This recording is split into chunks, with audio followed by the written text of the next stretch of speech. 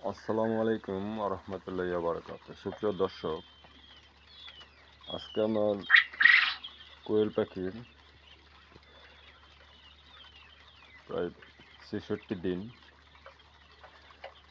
সুপ্রিয় দর্শক, আজকে একটি বিশেষ রোগ নিয়ে আপনাদের সাথে আলাপ করব। পাখির লিভারে আর ভিতর ফুসফুসের মধ্যে টিউমার, ছোট ছোট টিউমার, বড় বড় টিউমার। এই টিউমারগুলো হইলে পাখিগুলো বোঝা বড়ই অসম্ভব, কারণ এটা অনেকটা ঠান্ডা রোগের মতনই। পাখিগুলো ঝিমায়, অটোমেটিক মারা যায়, আর মারা গিয়ে দেখা যায় আস্তে আস্তে শুকিয়ে যায়।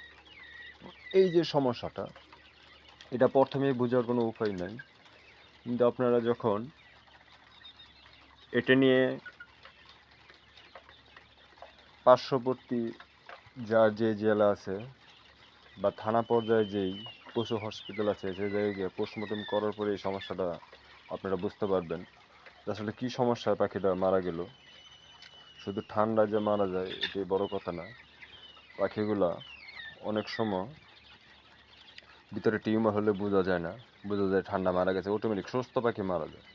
তাহলে পোস্টমর্টম করার পর দেখা গেছে ভিতরে টিউমার বাইরে আসে। এখন এর প্রতিকারক কী? প্রতিকারক হিসাবে আপাতত আমরা লিভার টনিকটা দিতেছি 5 দিন। লিভার টনিকটা 5 দিন, পাশাপাশি ভিটামিন দিতেছি। এর মধ্যে দেখা যাক কী হয়। আল্লাহর রহমতে আশা করি ভালো হয়ে যাবে। আমরা সার্বক্ষণিক ডাক্তারের পরামর্শ নিয়ে ট্রিটমেন্ট করার চেষ্টা করি, নিজে নিজে কোনো ট্রিটমেন্ট করি না। কারণ পাখিকে পোস্টমর্টম করানো হয়, পোস্টমর্টম করানোর পরে দেখা যায় লাঞ্চের সমস্যা, ঠান্ডাতে মরল না, ভিতরে টিউমার হলো। এই জিনিসগুলো আপনার যে পাখিগুলো হঠাৎ মারা যায়, ঠান্ডা অনুমান করে কোনো ঠান্ডার ওষুধ দিবেন না। হসপিটালে নিয়ে যাবেন, পশু হসপিটালে, থানা পর্যায়ে বা জেলা পর্যায়ে নিয়ে এটাকে পোস্টমর্টম করাবেন, করে দেখবেন যে কী সমস্যা পাখিটা মারা গেল। তাহলে আপনার রোগটা, কোয়েল পাখি রোগগুলো সচরাচর হয় না, কিন্তু এটার পোস্টমর্টম করানোর পর পরিপূর্ণ শিওর হতে পারবেন যে এই রোগটা হয়ে পাখি মারা গেছে। অনুমানে যে ঠান্ডায় মারা গেল বা এই সমস্যা মারা গেছে, প্যারালাইসিস হইলে পাখি খরা, এটা বোঝাই যায়। তে এই সমস্যা হইলে